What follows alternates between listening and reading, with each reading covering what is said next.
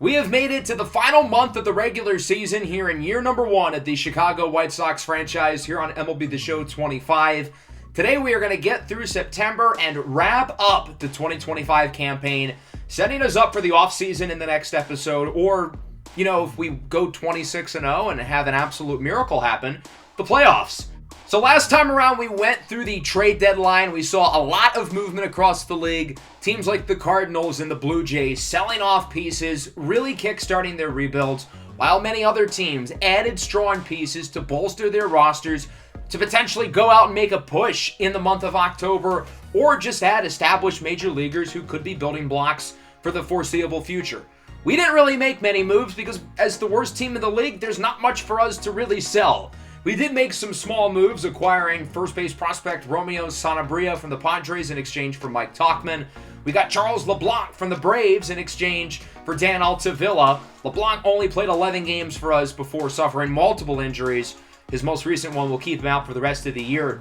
And then we sent Jake Eder to the Tigers for Akil Baddoo, looking to revive his career. The goal of the trade deadline and really the next few seasons is try to find the right players who are in the wrong situation. Guys who are talented, but just don't really have a spot on their current teams, such as Akil Baddoo. The only two real trade chips of value we have are Luis Robert and Bryce Wilson. We decided to hold on to them, whether that's getting a better deal for them in the offseason or keeping them around for the long haul. We also revealed our draft picks in the last episode. The first rounder, Oswaldo Escobedo, looks quite good. Fourth rounder, George Tovar, has 99 potential. That's pretty exciting, albeit he is quite raw. And then our last pick, Douglas Cato, a 75 overall, a guy who might be able to contribute for the big league team next season as one of the higher rated players, which more so speaks to how bad the rest of this team is.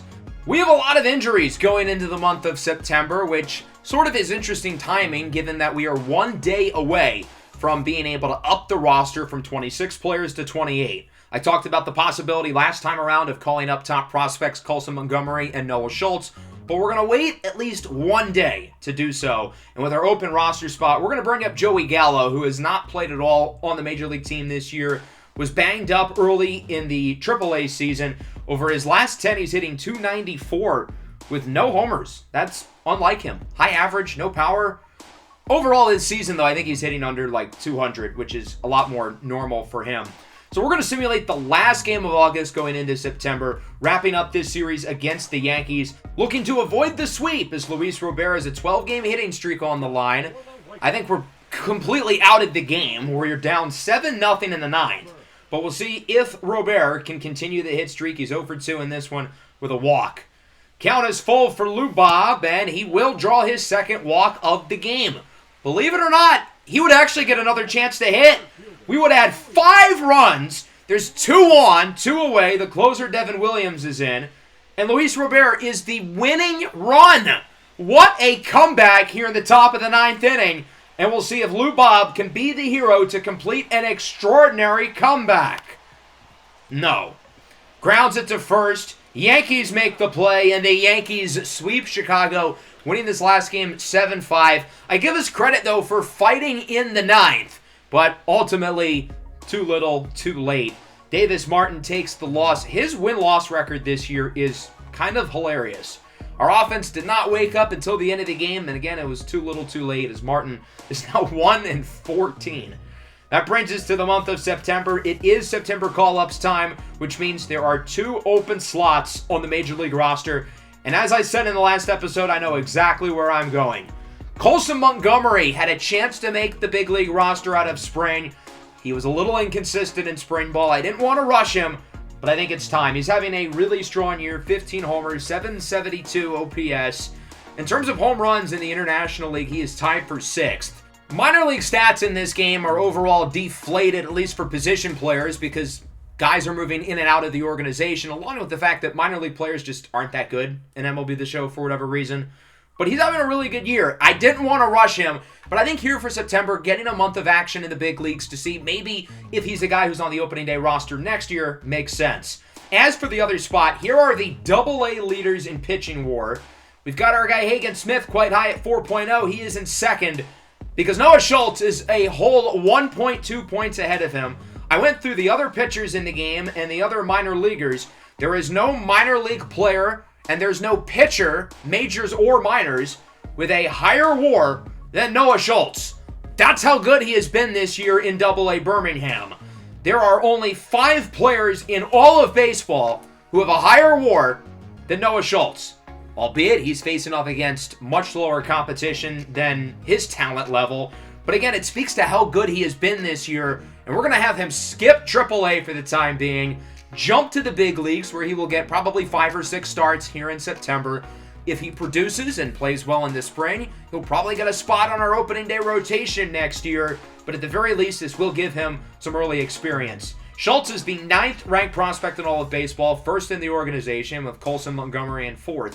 And he's the 2nd pitcher, only behind Andrew Painter.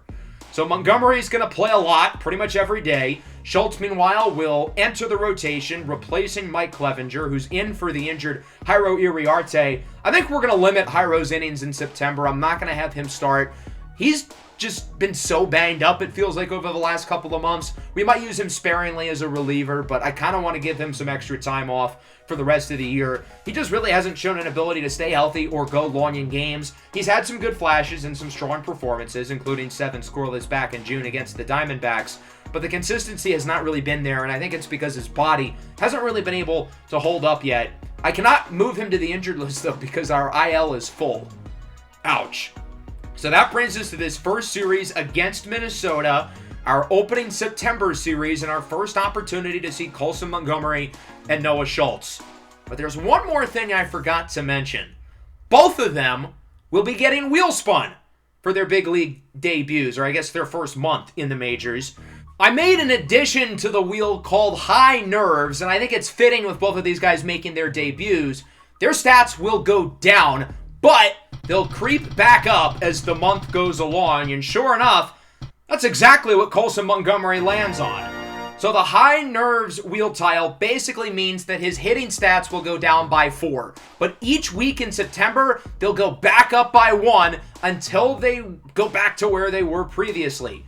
Now, I will say I kind of wish I added sort of the opposite of that to the wheel, Nerves of Steel maybe, to where he would go up +4 in all of his hitting categories and they would go down 1 a week. Maybe that's something we will add to next year's wheel. That'll bring us to Noah Schultz now. During the channel update I uploaded on Friday, I saw some good ideas to add to the wheel for the future. Now, I will point out I recorded this part before I saw the comments of that video, but I might add some of those to next year's wheel as Noah Schultz lands on It Was a Fluke. No change. Well, that's pretty simple. This means nothing's going to happen for him, good or bad. So with that, we can now begin both of their big league careers. We will play this game against Minnesota, player locking Colson Montgomery. I do want to point out that I do not have a fun element of the series to mention in today's episode. There was supposed to be one more. That's because I'm waiting until the off-season episode, since it has to do with the off-season. So that's why we will not have the final unique element of the series shared today. Anyway, let's take a look at Colson Montgomery's big league debut. Former first-round pick for the White Sox back in 2021. Has worked his way up in the minors. Now he's the number 5 ranked prospect in the system. I think that's because his ratings went down by 4. I think he's really 4th in the system, so that doesn't really do him justice. I'm curious to see how much the ratings going down affect him. I guess he's nervous that he's finally made it up, and he'll get a little bit more comfortable as the rest of the month goes along, hence why his ratings will go up as September continues. Colson Montgomery is going to hit 2nd in the lineup. We are thrusting him to the top early, and he will face off against Joe Ryan. Not the easiest pitcher to make your debut against, because Joe Ryan is quite good. 3.26 ERA, 1.19 whip, and a walk rate shy of 5%. That is really good. So we'll show the entirety of Colson Montgomery's first career at bat. The big lefty infielder. He's a shortstop. I think he's probably going to stick more as a third baseman, given his size. I think that's probably where he makes the most sense long term. Solid contact, solid power, plate skills are improving. Here's the 1-0, swing and a miss for strike 1. The Twins need all the wins they can get. They are currently the 3rd wild card in the American League. Knowing them, they'll find a way to mess it up because they are the Twins. Swing and a miss on the high fastball, and Montgomery finds himself behind in the count of his first big league at bat, as it is now 1-2. He timed that last pitch up pretty well, though, as the 1-2 comes from Ryan, and this one is blooped into left, and that one will drop for a hit. Colson Montgomery's first big league at bat ends with a base hit. His career batting average is now 1,000. You know, if we never play him again, he will have the highest batting average in Major League history. Obviously, that won't be the case, as Brian Ramos comes to retrieve that baseball. The rest of the offense is not off to a great start, though. Byron Buxton with a grand slam in the first off of Bryce Wilson. Montgomery's the only White Sox with a hit in this game, as his second at-bat is a fly out to center, caught by Buxton, no longer hitting 1,000 on his career. You know, if he gets a base hit, though, in his next 998 at-bats, he'd be 999 for 1,000. I mean, that's pretty close. Ahead here 2-0 against Joe Ryan, same score, and he fouls it off. Did not hit that ball well. Wanted him to take advantage of being ahead 2-0, but it doesn't happen as it's caught at third base. The White Sox would cut into the lead with an RBI double by Kyle Teal, who's coming off a rough month of August, in large part due to a rough wheel spin in the last episode. But look at this opportunity for Montgomery with Joe Ryan still in the game. 2 on, 2 out. This is Colson's opportunity to make a big play here in his big league debut as he looks at the outside sweeper for ball 1. Let's see if the kid's got a clutch gene. Swinging a miss. He swung late on the 94-mile-an-hour fastball. Count evens up at 1-1. Montgomery looking for his second hit of the game. Currently the tying run up the middle, deflected at second, and there will be no throw to first. Colson Montgomery's second hit of the game. That'll keep the inning alive. The bases are loaded. I cannot wait to see how we ultimately end up screwing it up. And sure enough, we did not score. Shocking, I know.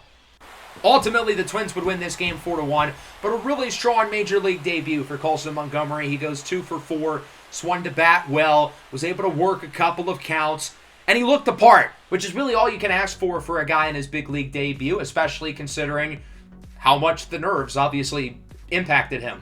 The Twins only had 3 hits, and they did not score after the first inning. 4 unearned runs from Bryce Wilson, which came off of an error likely by him. The Twins got more batters on base from errors than they did hits. I feel like that's a problem. I mean, it's good pitching, obviously. We didn't allow a base hit after the first inning, but we still lost by 3 because the defense and the offense were both brutal. So that will bring us to the rest of the Minnesota series. We're going to pitch the third game to take a look at the Major League debut of Noah Schultz. So we will get through game 2. Drew Thorpe on the mound against Bailey Ober, a couple of first-time All-Stars from this year. And our All-Star outshined theirs. We win this game 9-0.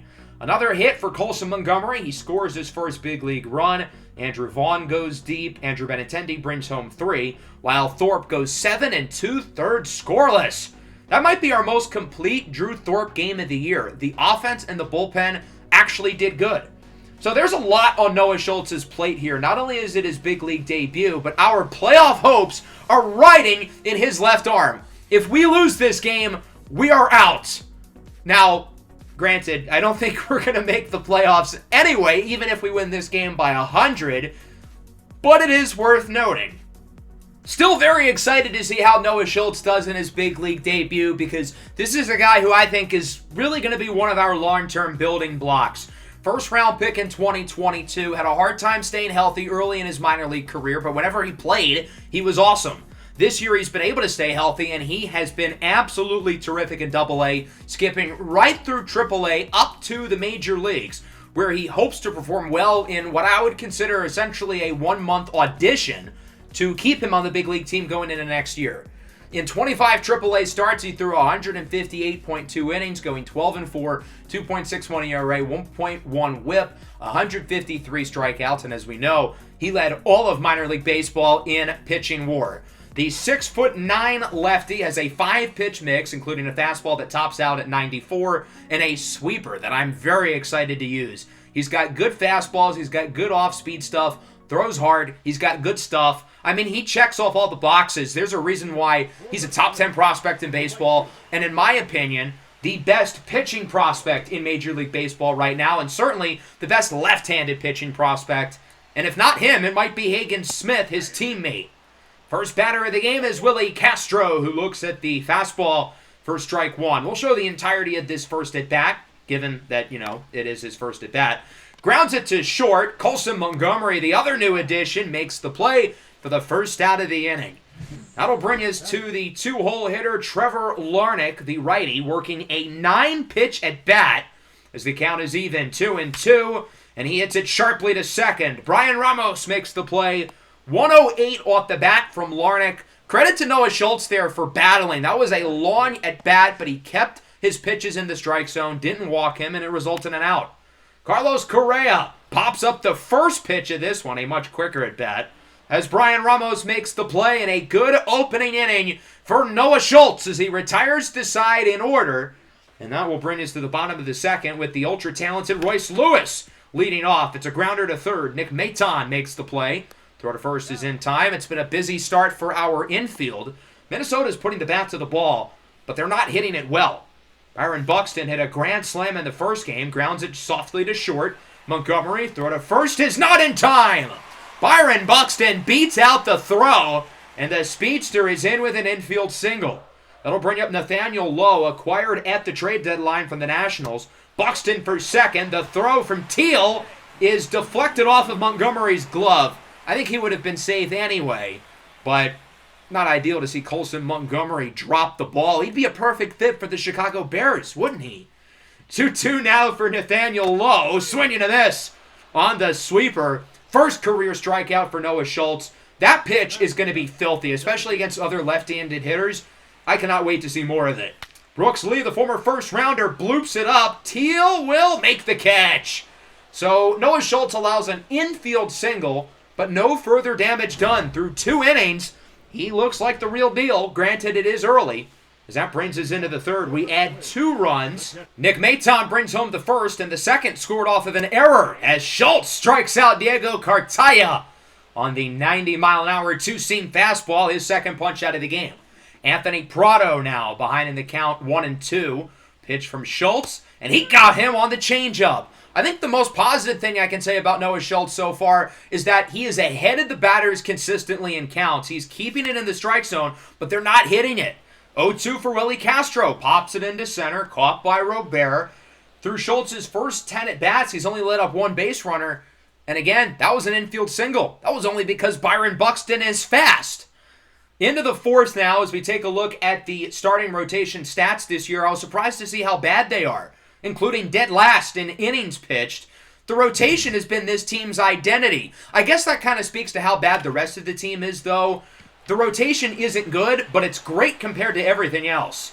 Nice play by Zach DeLoach, tracking that one down in right off the bat of Trevor Larnach. Carlos Correa now up for Minnesota, and he hits it sharply to third. Maton with the backhand scoop for the second out of the inning. And that will bring up Royce Lewis now for Minnesota, the former #1 overall draft pick, as the count is 2-2. And Royce Lewis hits it well into left center. Benintendi at the wall. It is gone! Solo shot for Royce Lewis, and Minnesota is on the board as it is now 2-1. First career run, first career homer allowed by Noah Schultz. We figured the rookie's not going to be perfect forever, as Royce Lewis got a piece of that one and connects off of the 21-year-old. I think Schultz only allowed 6 or 7 homers in Double-A this year. He's able to keep it in the park, but not that time with Lewis, and Byron Buxton looks to keep the hit parade going. Into the left center gap, Robert chases after it. Not before Byron Buxton is into second with a 2-out double. And all of a sudden, the Twins offense is starting to get something going here as Buxton bangs his chest. So we'll see if Minnesota can drive him in. Full count here for the first baseman, Nathaniel Lowe. The 3-2. Got him looking! The inside changeup fools Lowe, and Noah Schultz gets out of the fourth. He does allow a pair of extra base hits, including a homer to Royce Lewis, but the White Sox hold on to their 2-1 lead. I would imagine this probably is the last inning for Schultz. We don't want to overwork him. Liner to Montgomery. That one was hit well, though, by the former first-rounder Brooks Lee. 108 off the bat. Diego Cartaya now up 2-1. Grounded to first. Dalbec deflects it. Flips it to Schultz, who beats him out to the bag. I did not know Noah Schultz was fast like that. He only has 44 speed, but why was he flying there at the end of that play? To the bottom of the order, it's Anthony Prado, the 1-1. Lines it to first, gets by the glove of Bobby Dalbec, and it rolls all the way to the wall. Deloach tracks it down, but not before Prado is into second with a double. The Twins are definitely hitting it better off of Schultz as this game has gone along. A big reason why this probably will be his last inning. Willie Castro, first pitch of the at-bat, floats it into left where it is caught by Andrew Benintendi, and that will do it in the big league debut of Noah Schultz, who likes what he sees. And we certainly liked what we saw. 5 innings, 1 run, 4 hits against a Twins offense who needs all the wins they can get in a tight AL Central and AL wildcard race. But they would lose this game. We would add some runs. Brian Ramos, 2-run homer. Colson Montgomery, 2-run single. The Twins made it a little closer with a 3-run shot late by Brooks Lee, but we end up winning it by the final score of 7-4. We have won 2 out of 3 so far in this series, and we'll go for the series win in the following game. Noah Schultz, meanwhile, gets his first win of the year, while Pablo Lopez is now 11-14. Meat decisions man. Always goes 5+ innings. Isn't all that good, hence the 14 losses. But 25 decisions is a lot in 2025, still with a month to go, no less. But again, obviously, the big thing with this game is that Noah Schultz looked really good. Colson Montgomery also playing really well early in his big league career. So the 2 youngsters so far are passing the eye test with flying colors. That'll bring us to this last game now. I do want to point out that despite the fact that we won, we are eliminated from postseason contention. So no, the White Sox will not win the World Series here in year number 1 of the series. We'll get through the rest of September, though. I think that starts, again, with going 1 week at a time. We'll start with this set against Detroit on the road. 3 games against the AL Central leading Tigers. We're down 3-2 here in the 9th of this last game. We lost the first 2 and are trying to avoid the sweep. Gritty Tigers legend Tyler Holton on the mound as the former Tiger Nick Maton singles into right. We've got 2 on, nobody out. Let's see if the bottom of the order can deliver. We've got some good players available on the bench if needed to pinch hit. Brooks Baldwin had a nice year in AAA, was playing quite well before we recently called him back up as he flies it into right where it is caught for the first out of the inning by Kerry Carpenter. From there, Miguel Vargas was up, but Luis Robert is available on the bench. He has been outstanding over the last handful of weeks. It is a lefty, though, and it is a clutch spot for him, and sure enough, he strikes out at a pitch that he absolutely should not have swung at. So it comes down to another former Tiger, Akil Baddoo, who gets plunked. Well, that's one way to keep the game going. The bases are now loaded for another lefty, Andrew Benintendi, who is 0 for 4 today, but he can change his fortunes here. The 2-2 looks at the sinker, working a nice at-bat here. I think he started down 0-2, but now the count is full. So that means the runners are going to be going as the pitch is thrown. Let's see what Benintendi will be able to do here. The 3-2 fouls it off. Good take. Not a bad pitch there by Holton. High inside cutter. Just barely makes it into the zone. So the count stays full for Benintendi looking to avoid the sweep. Down to their final strike. Benintendi rips it into right. 1 run scores. We're going to keep it at 1. That's Montgomery who ties it. Maton will stay at 3rd. Andrew Benintendi ties it at 3 as Holton, one of the best relievers in baseball, blows the save, and he will be removed for the righty Jason Foley. Another very good bullpen arm. Very common theme with this Tigers team. One of the best bullpens in all of baseball. As it's Andrew Vaughn up for the White Sox with the bases loaded in a tie game, looking to take the lead. First pitch from Foley. Swings and misses at the slider. Finds himself behind 0-1. Vaughn ready for the next pitch, looking to take the lead for the White Sox. And it looks like he will! It gets by the second baseman, Colt Keith. 1 run scores. Baddoo looks to join. Benintendi is safe at 3rd as Andrew Vaughn brings home a pair. And the White Sox lead it 5-3. What a 9th inning for Chicago. Brian Ramos 0 for 4, looks at the slider. He started behind 0-2 as well, and now the count is full. Granted, none of the 3 balls were even close to the strike zone, but he still deserves some credit. 3-2. Swinging to this! On the slider. Foley gets out of it, but the White Sox score 3. An RBI single by Benintendi, and then a 2-run single by Vaughn. The 2 Andrews come up big, and ultimately that would be the difference as Penn Murphy, who has been quietly outstanding over the last few months, is there with the save. Murphy's ERA is now below 3. Remember when he was struggling earlier in the year? He has been one of the best closers in baseball since the start of June. I mean, he has been legitimately unbelievable. Still not a great series here at Comerica. We lost the first game 15-2, and then the second game we lost 2-0. So the offense was mostly bad in this series. The pitching was also not great. We did win this last game, though, against Minnesota. As I mentioned, we won the series against the Twins. Not as good, though, against the Tigers. Davis Martin with his 15th loss of the year as he does not make it out of the second inning. Yikes. So we're 1 week in for Colson Montgomery, which means his ratings will go up by 1. And a pretty good first week. I guess the nerves were not as high as we thought. He's hitting .304, OPS near 800, hit his first career homer in that last game against Minnesota. So his hitting stats will go up by 1. He improves to a 70. And again, we'll do this after each week of the month. I kind of want to play Baltimore. The Orioles are one of the better teams in the league, so we'll simulate our next 6 games. 3 against the Rays, 3 against Cleveland. Josh Rojas is healthy, but I'm actually going to shut him down for the year. I want to see more of these younger guys like Brooks Baldwin and obviously Colson Montgomery. So here against Tampa Bay, we trail 6-5 in the bottom of the 8th. We split the first 2 games of this series, including a 7 1/3 inning shutout pitching performance from Noah Schultz, which we'll dive deeper into later. Looking to win the series, though. Maton flies it into left, where it will be caught by Christopher Morel, who's having a nice year. The Rays as a whole have really overperformed. Yandy Diaz is back to his 2023 form. He hit like .450 in August. Junior Caminero has been awesome when healthy as Akil Baddoo singles into center. We're going to look to tie the game. The throw from Johnny DeLuca is a good one, but not in time.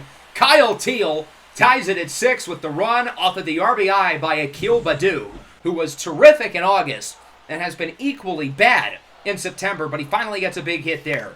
Colson Montgomery now looking to give us the lead. He flies it in the left. Morel makes the play. So we don't take the lead, but we do tie it here in the 8th, and now we're going to try to win it in the 9th. The bases are loaded. Dear God, how are we going to mess this up? Kyle Teal is starting to come back to form. He had an abysmal month of August. Wasn't playing well early in September, but he's starting to perform better here. I think it's partly because he owns the Rays. Had the 3-homer game against them earlier in the year, but he's not going to walk it off. Pops it up where it is caught by the talented rookie third baseman, Braden Taylor, for the second out of the inning. And it's up to Bobby Dalbec to keep this game out of extra innings. Big hits Bobby looking to deliver a big hit. 0-1 against Kevin Kelly, and Dalbec up the middle, nearly rips his head off. That will win it! Luis Robert scores the winning run as the White Sox win this game and the series against the Rays, taking this last matchup 7-6. A strong showing here from Chicago. The offense had one of their more complete games of the year. 7 runs, 11 hits. Lou Bob went 3 for 5 with a homer. Also drove in the winning run. Robert took his hot streak from August and has one-upped it in September. He has been unbelievable as of recent, driving in 3 runs in this game. We didn't lose a Davis Martin start. That's kind of rare. So speaking of Luis Robert, as I mentioned, he's been red hot, and that would carry over to this first game against Cleveland as he has homered twice. The way he's played really over the last month or so, his numbers are going to look really strong at the end of the year. He's been amongst the very best players in the league since the start of August as he pops it up, will knock at home run number 3, and it will be caught out in right field by John Kenzie Noel. The White Sox would add a few more runs, though, to win this game by the final score of 8-4. But more on Luis Robert, who homered twice in this game, drove in a pair, obviously. He has a real chance to win some awards. He has suddenly catapulted himself into the race for the Silver Slugger in the outfield, and he has a real shot of finishing with a WAR above 5. Not many players in the AL have a higher batting WAR than Luis Robert. We got smacked in the last 2 games, though, getting outscored 19-2. This first game, we lost 13-1. Yikes, that is not good. Drew Thorpe struggled, one of his lesser starts of the year, and then the second game was not much better. Noah Schultz pitched, he struggled, but as I mentioned, he had an awesome game against the Rays. 7 1/3, scoreless, showing the flashes of why we are so excited about him. I think he's the highest upside player in the organization, period, or I guess at least until George Tovar comes around. Not so good, though, in his third career start. He wasn't horrible. His ERA is 2 through 3 starts, which is obviously quite good. And that brings us to this series against Baltimore. It is a new week, though, another opportunity to help Colson Montgomery's ratings. He was a lot worse this last week, though. Ironic, since his ratings were better. The whole point of the high nerves thing is that he was supposed to be nervous early in his career, but he was better the first week than the second one. But baseball's weird like that. It just happens. So we're going to play this last game against the Orioles. We're going to simulate through the first 2. In the opening matchup, tied at 1 in the top of the 10th. Penn Murphy on the bump facing off against Colton Cowser, the first-time All-Star, who goes down on the fastball. Murphy looking to continue his red-hot summer, which is carried over into September, as he now faces off against the talented catcher Adley Rutschman, who goes down looking on the sweeper. So Murphy holds the O's off the board in the top of the 10th, and we'll see if we can bring home the extra innings runner in the bottom of the 10th. Now there's guys on the corners, 2 away for Luis Robert. Again, it's a clutch situation, and it's against the lefty, so maybe it's not the spot he would hope for. But he's also amongst the hottest hitters in baseball. He has been dominant since the start of September, looking to walk it off for the White Sox, and he singles it into right. That will do it. Colson Montgomery scores the winner, and the White Sox walk it off against the AL East leading number 1 seed chasing Baltimore Orioles 2-1. The O's are close to winning the AL East. Obviously, they're going for that number 1 seed, so they have a whole lot to play for, whereas we obviously have a little less to play for. So it's an impressive win here. Really strong game pitching-wise against what I would consider to be probably the best lineup in the American League, given how good all of these guys have been this year. 6 innings, a 1-run ball for Jonathan Cannon. We did lose the second game, though. Davis Martin now 1-16. Has there ever been like a worse record in the modern era? I mean, this is seriously impressive. Luis Robert homers again. Colson Montgomery goes deep as well. Jairo Iriarte also really struggles. So that brings us into this last game. I do want to look at Luis Robert's stats over the last 10 because they are filthy. He's gone up to 29 home runs. In his last 10, he's hitting .429. 5 long balls, an OPS above 1,400. And as I said earlier, he has a chance to hit 5 WAR. Well, he already has. He's currently one of the front runners for the AL Silver Slugger, and he's 5th in the AL in batting WAR. Only 4 guys ahead of him, including Gunnar Henderson of the Orioles, who I believe has been the best player in baseball this year. He could sit out the rest of the season and would still lead the AL in home runs and RBIs. Now, granted, it does help that both Aaron Judge and Shohei Ohtani, along with Ronald Acuna as well, all missed somewhat large portions of the season, but nobody in baseball has been better than Gunnar Henderson this year. And not many guys have been putting up better seasons than the one that this gentleman has with Luis Robert. His price tag for his next contract certainly going up. We've still got 2 more years of team control, though, as we look at both lineups, and we look at Bryce Wilson, who will be making the start. The whole reason why I picked this game against the Orioles is because I have not pitched with Wilson all season, and he's going to be an interesting topic of discussion for us going into the offseason. He's, of course, been fantastic this year, as you saw by those numbers, but we're going to have a decision to make. Next year is the final year of his deal as he gets Cedric Mullins on the sinker. We're going to have to figure out if we want to extend him or look to trade him away for a nice haul of prospects as Jordan Westburg swung out of his shoes there to make it 2-2. I don't know what he was thinking there, the 2-time All-Star. The count is even, and he goes down on the slurve. One of Bryce Wilson's filthiest pitches. He is a 5-pitch mix. He throws hard, and he's got nasty stuff, and has finally realized that potential this year as Gunnar Henderson, the AL MVP frontrunner, grounds out to second. Ramos makes the play, and Bryce Wilson retires the side as we go to the bottom of the first, and we take a look at the former White Sox, Eric Fetty, who had a career year last year in Chicago, traded at the deadline of the Cardinals, and then this year was moved at the deadline with Ryan Helsley to the Orioles for a big package of prospects, including catcher Samuel Basallo. It was certainly a lot, but the Orioles feel like these two arms can help push them to a World Series as Luis Rivera goes down on the sweeper. A nice pitch by Fetty, who he himself has been terrific this year. First-time All-Star in 2025. Kobe Mayo, the AL Rookie of the Year frontrunner, sends it in to right. DeLoach is under it. 6 up, 6 down for Bryce Wilson, who hasn't played all that well really since the trade deadline, so it's encouraging to see him playing well early in this game against the Orioles and what I think will probably be his second to last start of the year. Kyle Teel goes down looking on the sinker. Good pitch by Fetty. No base runners for either side so far. It's been an offensive struggle. Colson Montgomery looks to change that. He hits it well in the right center, where it will be caught near the warning track by Cedric Mullins. 6 up, 6 down for both pitchers. We'll see if either team can get one going here in the third as the sun sets on a nice September night here in the south side of Chicago. Jackson Holliday's had a terrific year. The former number 1 pick has really put it together. Hasn't been great over the last month or so, but overall has played really well this season as he goes down looking on the slurve. Another nice pitch by Wilson, his third K of the day. 2 away now for Jeremiah Jackson. He will pop this one up. Teel should be under it. And Bryce Wilson, perfect through his first trip through the order. I think Bryce Wilson's going to make a lot of money on his next deal. When you look at an ascending 27-year-old pitcher who throws hard, has nasty stuff, and has put together an all-star season, he's going to make a lot of money, whether it's from us or somebody else. Nice pitch from Fetty. Clips the low part of the zone as Andrew Vaughn goes down looking, and that'll bring up Zach DeLoach, who's been pretty good since being called up from AAA, hitting .262. He sends that one up the middle into center for a base hit. Finally, the first base runner of the game for either team. It took us to the bottom of the third, but it's Zach DeLoach who's on for the White Sox.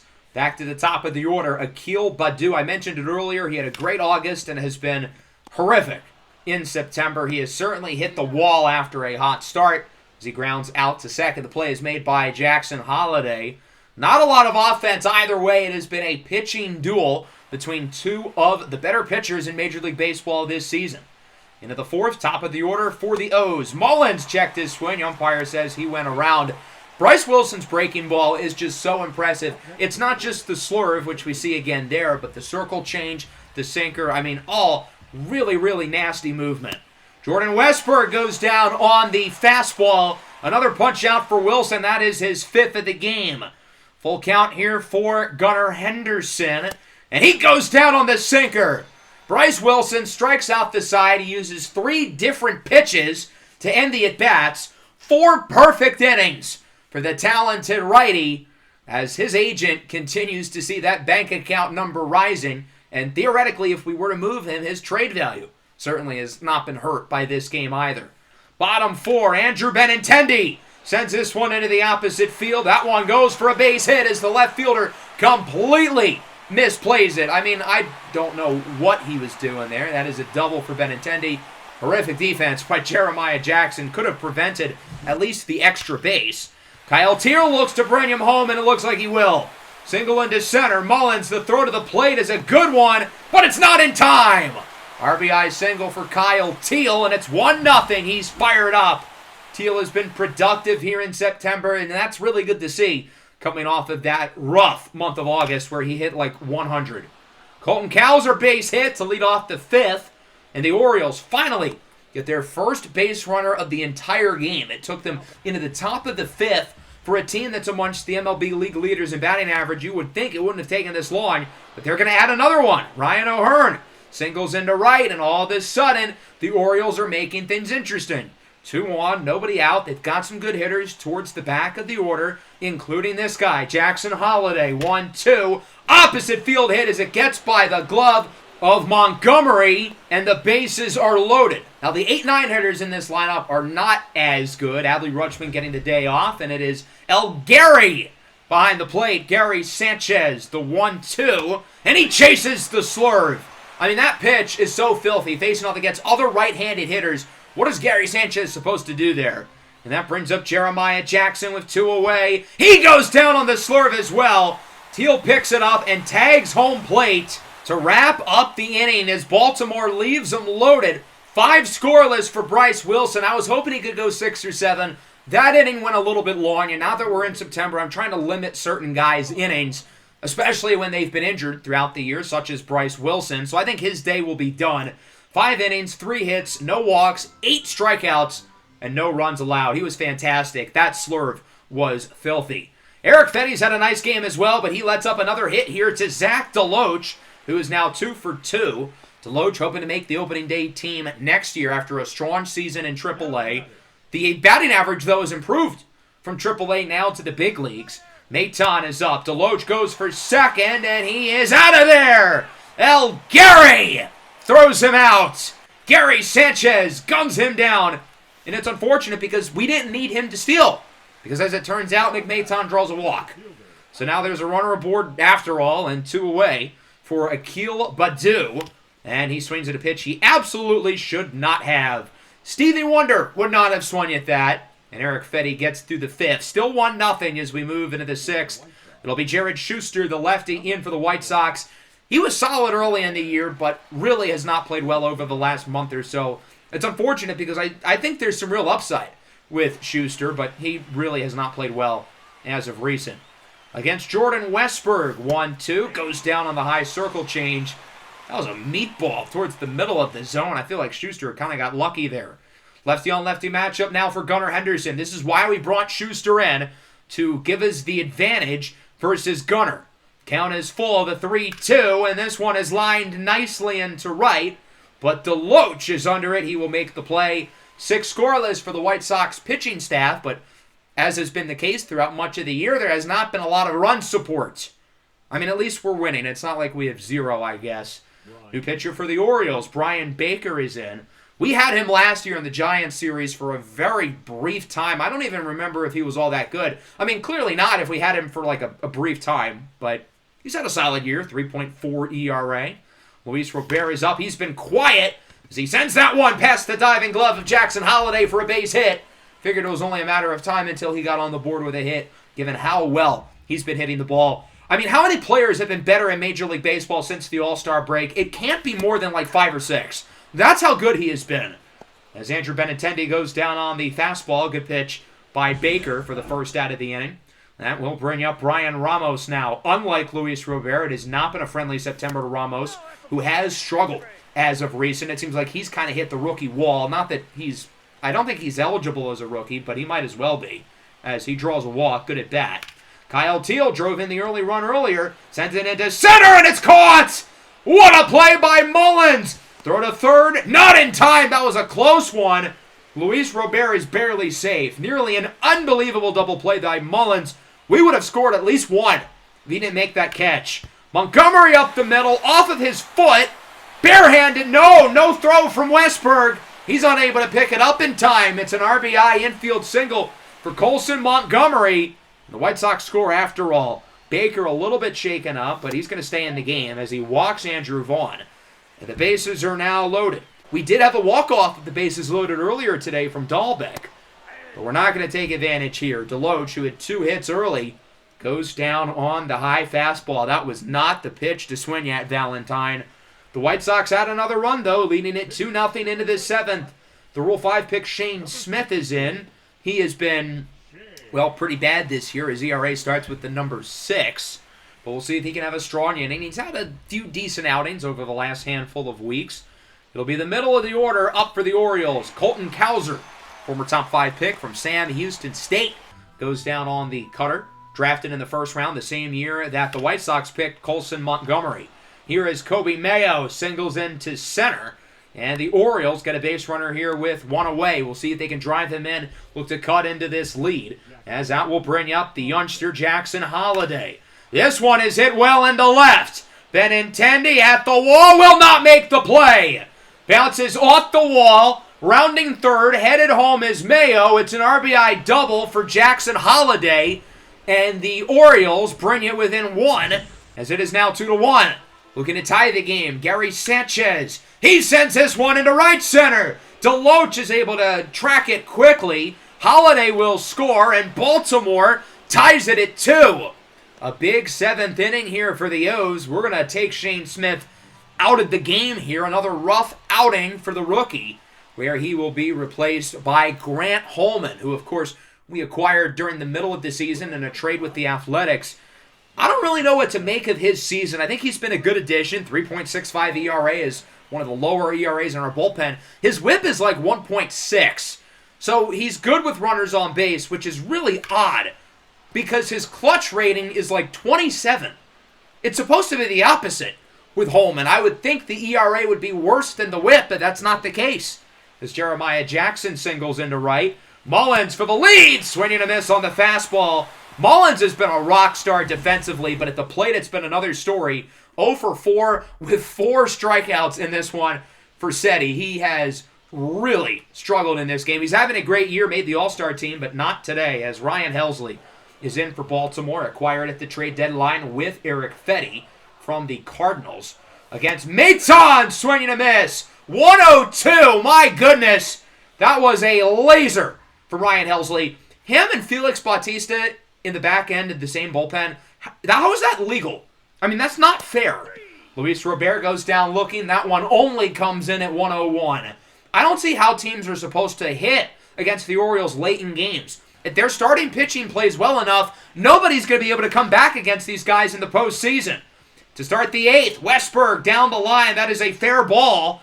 Deloach at the wall will scoop it up, but not before Jordan Westberg makes it into second with a leadoff double. We have pissed away a great start from Bryce Wilson with a rough outing from the bullpen, and it could get worse, although Gunnar Henderson is now 0 for 4. The MVP frontrunner has not looked like it today. Colton Cowser goes down looking on the slider. He doesn't like it. Thought that pitch was high. Now Holman's starting to get into a groove. Against Ryan O'Hearn, working a long at bat. Count is full. O'Hearn into left. Benintendi will not make the play.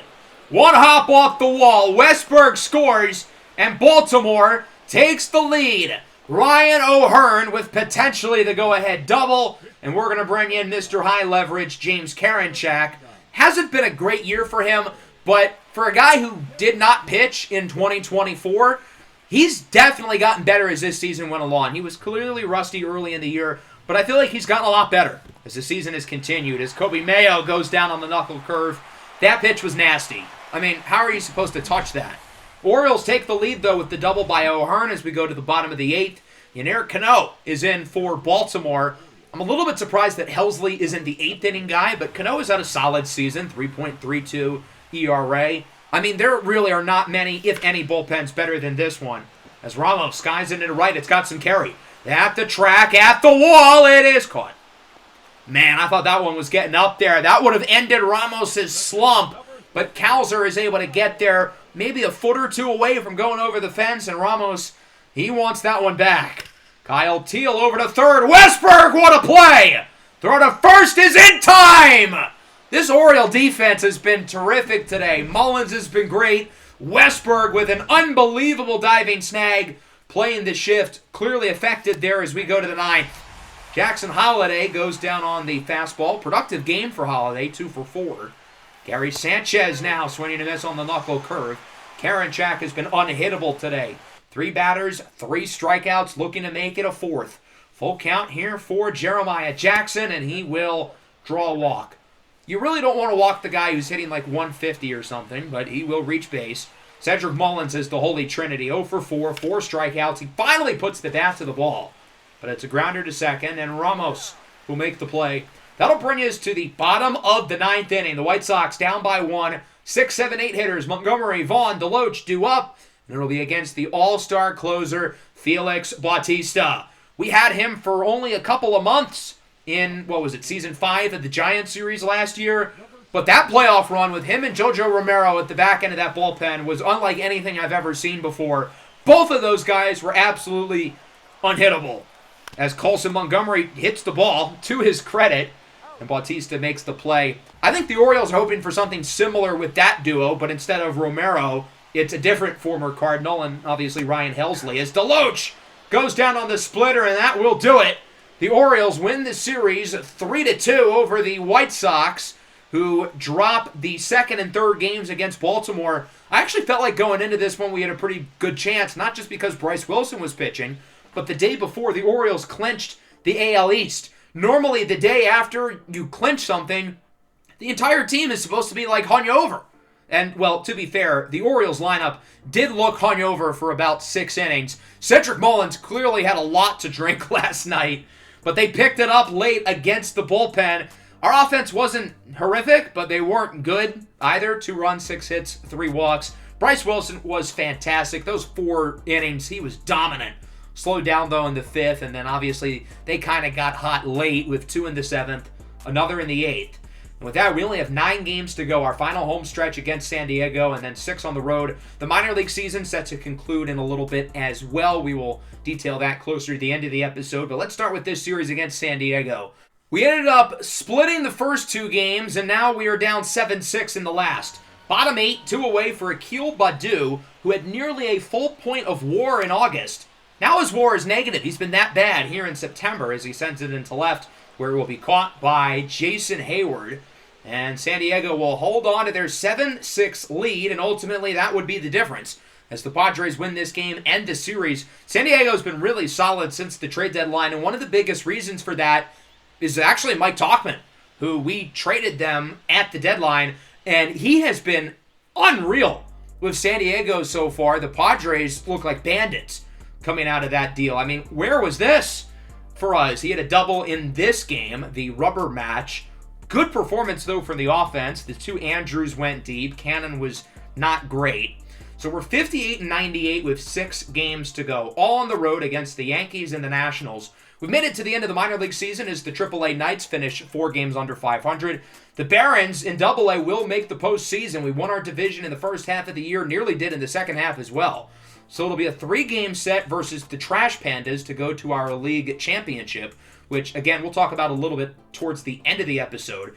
But it's an interesting playoff format. It's a best of 3. The first game is on the road, but the last 2 are at home. Another week is over, so we will check in on Colson Montgomery once again. He was not great. He went 0 for 12 against San Diego with 7 strikeouts. So his numbers are going downhill, but his ratings will go up again. They will get another +1 boost, and now he's a 72. He's a lot closer to where he was when we called him up.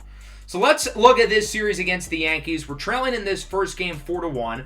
Kyle Teal's 10-game hitting streak is on the line. Over the last 10, he's hitting .375 with an OPS above 1,000. It's good to see him playing well given his struggles in the month of August, in large part because of the wheel. That killed his momentum of what was a great rookie year, but he is building it back towards the end of the season.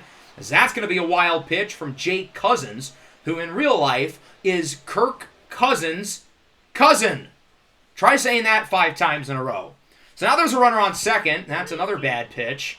And he will stay at second that time. I believe that is Brian Ramos. So Teal, who was behind 0-2, now is the count full. Now, albeit the 3 balls were about a foot away from the strike zone. 3-2 for Teal. He sends it to the opposite field. That's going to go for a hit. It should score Ramos. Not an easy pitch to hit. Sinker on the outside part of the zone. But Teal slides safely into second with an RBI double. And the hit streak moves up to 11 for the rookie catcher out of the University of Virginia. Unfortunately, we would not score him, despite the fact that he was in scoring position with nobody out. And there would be no further runs. The Yankees win this game 4-2. New York fighting for their wild card lives. They are not looking good. They've got like 3 teams they have to jump. But playing the White Sox at the end of the year, I guess, doesn't hurt their chances. Davis Martin, by the way, is now 1-17. Good Lord. So now we'll hop into the second game. Kyle Teal's 11-game hitting streak is on the line. It is scoreless going into the 8th. The amount of games this year that are this deep in that are scoreless is going to make me crash out. We wasted yet another great start from Bryce Wilson. 7 scoreless in his final start of the year, yet the offense does not do anything for him.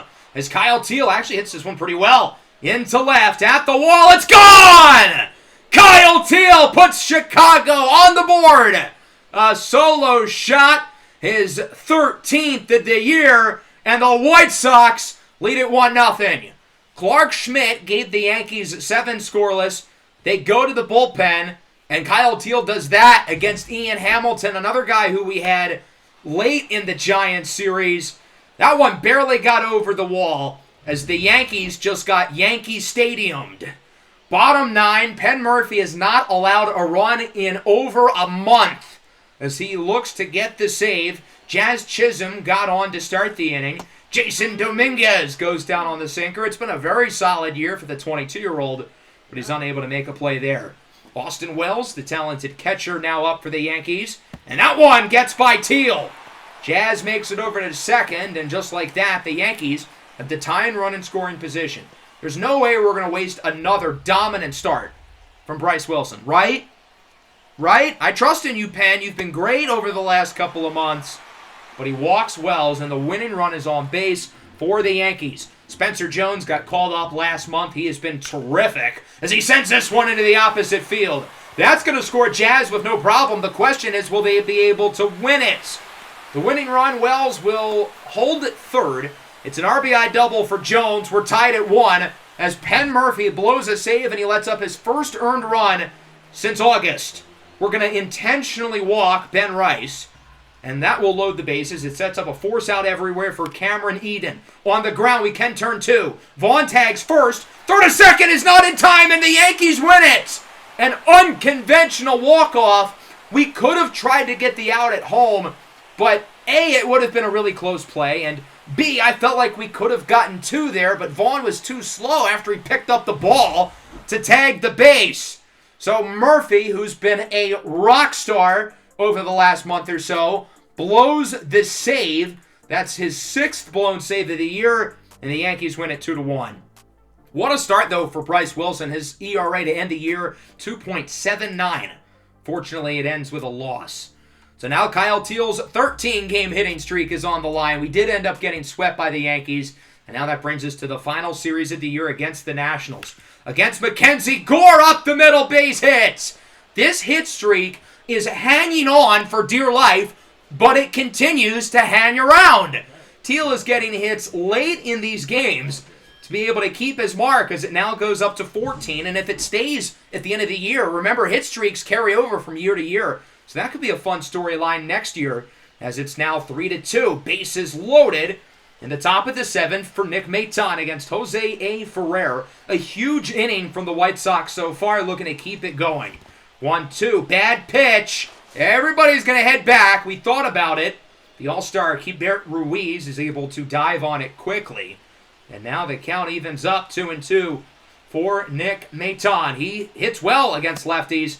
Checks his swing. No, he did not go around. I was more worried about that pitch being in the zone, though. He didn't go around, but it did clip the bottom part of the strike zone. That should have been called strike 3. But now the count is full. Walk would tie the game. Everybody goes. Maton hits it into left, and it will be caught. Left him loaded for one more time this year. How fitting as James Wood comes down with it. We will get another opportunity to hop into this game here into the top of the 8th. 2 on, 2 away. Colson Montgomery is up against Lucas Sims. Both of those guys got on off of walks. So we'll see if Montgomery can look to give us the lead. Colson Montgomery played at his best that first week of the year. That will never make sense to me. As he puts it on the ground, Josh Bell picks it up, tags the base, and the Nationals, with their new City Connect uniforms, get out of the inning. They would add some insurance, and they would ultimately win this game, handing the White Sox their 102nd loss of the year with a late 2-run shot by our good friend Stone Garrett, who hasn't had a great year but has been really good in this game. He went 3 for 3 with 2 doubles, a homer, and a walk. What a game from Stone Garrett to help lead the Nationals, who have been quite disappointing this year, to the victory. Noah Schultz in his final start of the year was solid. 5 1/3 innings, allowing 3 earned runs through his first 5 starts. He has an ERA of 4.28. Not spectacular, but solid. Into the second game. It's now a 14-game hitting streak on the line for Teal, who entered the game late. He only has 1 plate appearance today, and he drew a walk against Jose A. Ferrer with a runner on, down by 1. Teal squares it up, hits it well into right center. Dylan Cruz at the track, at the wall. It's gone! It scrapes over for Kyle Teal. The hitting streak is the gift that keeps on giving. 15 games for Kyle Teal, 14 home runs on the year. And the funny part about that, at least over his last 10 games, he has exactly 1 hit in all 10 of them. He hasn't had any signature performances. He's just getting 1 hit per game. The Nationals would tie it, reaching off of an error. They had the bases loaded here against Cam Boozer. Riley Adams is up, only hitting 169 as he goes down on a sweeper. The Nationals leave him loaded, and the White Sox win it. They're 59th of the year with a big stretch late. Benintendi, Baldwin, and Vargas all bringing home runs. A strong win here for the White Sox, who, believe it or not, have still not clinched the worst record in the league yet. I thought we were going to, but the Rockies have lost 14 in a row. They are also 59 and 102. 6 runs, 8 hits, 4 walks. The Nationals actually ended up with more hits than us. Solid game from Jonathan Cannon to finish out the year, as that brings us to our third and final game of the series, game 162 of the year, and we're looking for the save to win game number 60 with Penn Murphy. Runner on for Stone Garrett, bloops it into center. Baldwin makes the catch! What a grab by Brooks Baldwin. He's more of an infielder, but he can play just about everywhere. A terrific defensive player as he makes an awesome grab there for the first out. Riley Adams up the middle, base hit. The Nationals not making it easy here for Penn Murphy, who blew the save last week against the Yankees and could be in danger of doing that again. All they would need is a base hit to take the lead. Ahmed Rosario swings at a pitch he should not have, but he bloops it into center anyway. They'll look to tie it. The throw from Baldwin is a bullet, but it's not in time. As Jose Tena scores and Penn Murphy blows his second save of the last week after a nearly perfect summer. Dylan Cruz looking to win, and as that one gets by Maton with the infield playing in, Adams scores, and the Nationals walk it off. A fitting end to Season 1 for the Chicago White Sox, who go 59 and 103. The Rockies, by the way, did actually win their final game of the year over the Giants, snapping their 14-game losing streak, meaning that the White Sox once again finished with the worst record in Major League Baseball. Granted, 18-win improvement from last year. That's pretty impressive, just like that catch by Brooks Baldwin. Definitely put a damper, though, on Penn Murphy's great previous 4 months, that he had some struggles here towards the end, especially against the Nationals lineup that's really not that good. Dylan Cruz has had a horrible season. Imagine if the Pirates picked him number 1 over Paul Skeens and what the discussion around them would look like, because at the time it seemed like Cruz was going to be the number 1 pick over Skeens. So Season 1 comes to a close. We figured it was going to be bad. It was a lot more fun than I could have expected. This is probably the most fun 59-win team I think I've ever seen. But they were certainly bad. We finished with the worst record in baseball, granted only by 1 game, as the Rockies again did win that last game of the year after losing 14 in a row. We will have the best odds for the number 1 pick in the MLB draft lottery, which of course will be in the offseason. Colson Montgomery, meanwhile, will get his final +1 boost back. Does he just prefer playing with lower ratings? His WAR ended up being negative, despite the fact that he homered twice in the last week. I thought the power from him was pretty impressive this month. The contact was inconsistent, had a couple of errors, but he hit 4 home runs here during the month of September, so the power was certainly a plus from him. Before we go through stats and whatnot, I do want to talk about the AA playoffs. We won the first series, and here in our league championship series, we're down 1-0 in a best-of-3 against the Montgomery Biscuits. We're going to hop into this second game, and they are thrusting us into the fire. Bases loaded. Look who's at first, the former White Sox, Eloy Jimenez. 2 outs. Base hit probably ties the game. Extra base hit takes the lead, and obviously an out ends it. As Westbrook puts it on the ground. Gets by Gonzalez, and that should score 2. Chase Pymel allows a 2-run single to Jamie Westbrook, and the Montgomery Biscuits, who can clinch the Southern League Championship tonight, tie it up. Blake Robertson in to left. DJ Gladney is under it. He will make the play. Tied at 3 going into the bottom of the 9th. I'll be honest, I wish I just clicked the play the rest of the game out button.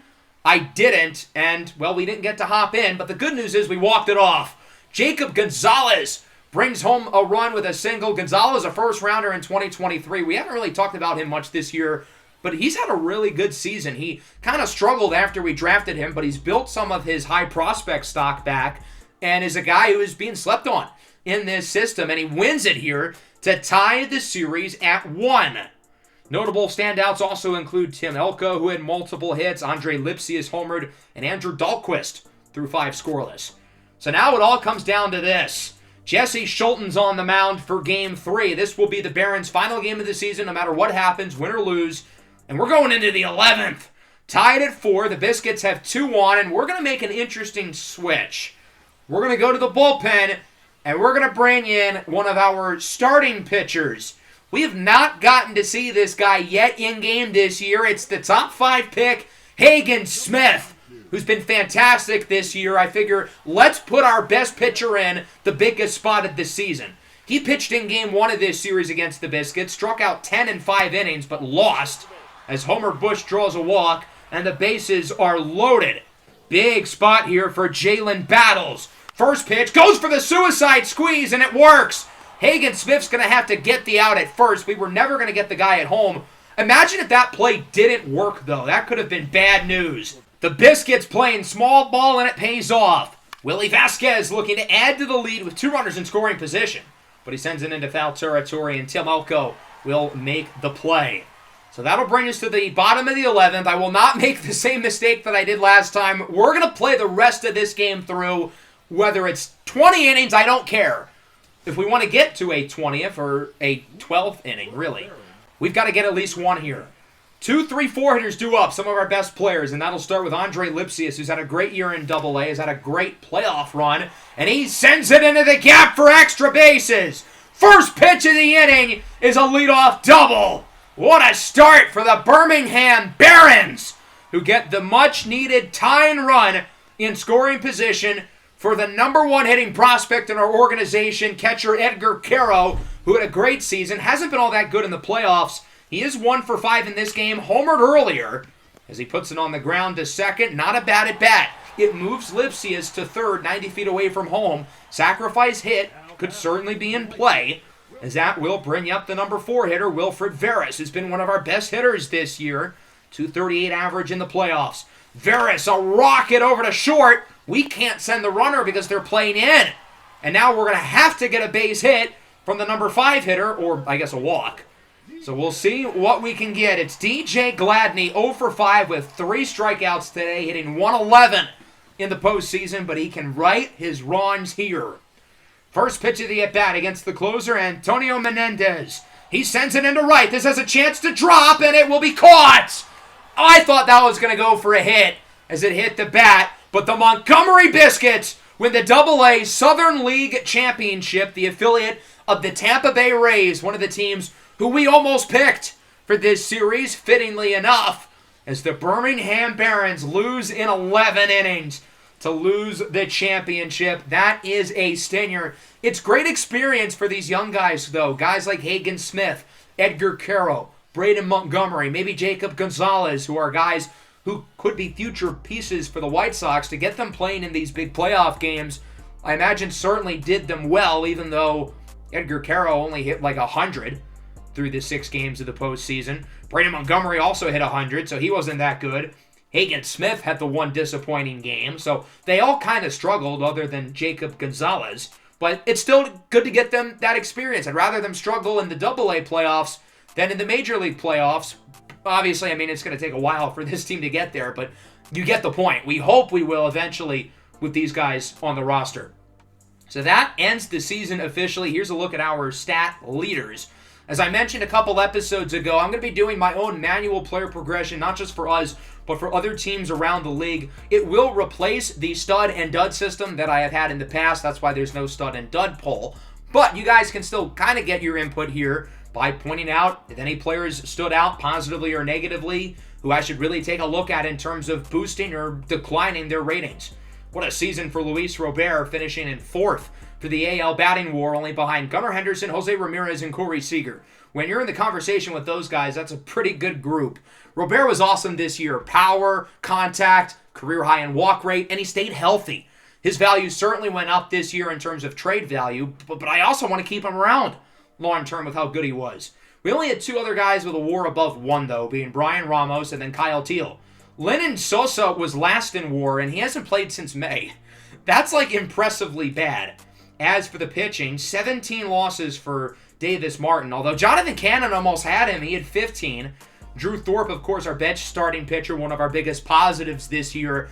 We've got a potential cornerstone, not just with Thorpe at the top of the rotation, but with other guys like Bryce Wilson. If Jonathan Cannon can hit his ceiling, maybe Jairo Iriarte, and then obviously guys like Noah Schultz and Hagen Smith and maybe Alexis Cosmo, who we drafted in the second round. The starting pitching was definitely a positive for us. I cannot say the same about the bullpen, though. Although Penn Murphy played really well down the stretch this year. James Karinchak played well down the stretch. Grant Holman was a positive addition. So the future of the bullpen maybe isn't as bleak as we thought it was, say, back in June. As for the minor leagues, overall I'm pretty happy with the progression of a lot of the younger guys this year. Obviously, Colson Montgomery spent most of the season in AAA. He was effective. In terms of our other top hitting prospects going into the year, we saw the season that Kyle Teal had in the majors. Braden Montgomery was up and down in AA. Edgar Caro was pretty good. We'll look at those guys' numbers in a little bit. We really did a good job, though, with our pitchers here in the minor leagues, and I really feel like we have a ton of good arms for the future. Owen White is not a guy we've really talked about at all this year, but he was outstanding in AAA with a WAR nearing 5. We're going to have him invited to spring training, I think, next year with a chance to make the roster. A former second-round pick who hasn't played well in the past in the big leagues, granted a small sample size, but he's a guy who could potentially be something for us. In AA, I thought Edgar Caro had a really good year. He hit nearly 300. Probably going to start next year in AAA. It certainly creates an interesting dilemma with both him and Teal at catcher, but it's a good problem to have. Two of the best young catchers right now in baseball. Braden Montgomery had a solid year. He only hit .215, but he hit for good power, drew a ton of walks, third on the team in WAR. And then Jacob Gonzalez, first rounder in 2023, only has C potential, but he's a guy who I think is going to get some nice rating boost and could have a chance of being a top 100 prospect going into the offseason. As for the pitching, obviously we know how good Noah Schultz was here. We know how good Hagen Smith was. They were the two best pitchers in all of AA.